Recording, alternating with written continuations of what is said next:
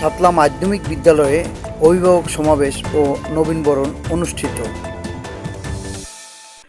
আজ সকাল 10টায় সাতলা উচ্চ মাধ্যমিক বিদ্যালয়ে অভিভাবক সমাবেশ অনুষ্ঠিত হয়।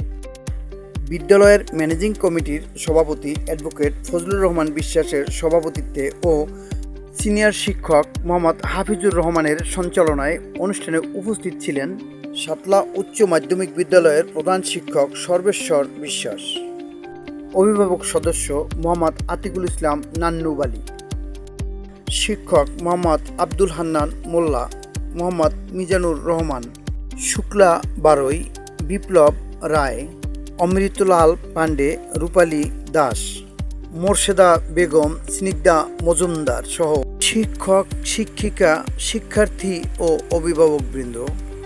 অভিভাবকদের মাঝে উপস্থিত ছিলেন মোহাম্মদ এনামুল হাওলাদার, মোহাম্মদ মনির হাওলাদার, মোহাম্মদ নাসির উদ্দিন মিয়া, মোহাম্মদ আব্দুল হাই সর্দার, মোহাম্মদ ইউনুস বালি সহ গণ্যমান্য ব্যক্তিবর্গ।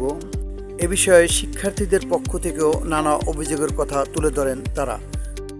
শিক্ষার মান উন্নয়নের লক্ষ্যে প্রতিটি অভিভাবক ও শিক্ষকদের প্রতি নানা দিক নির্দেশনামূলক পরামর্শ প্রদান করা হয়।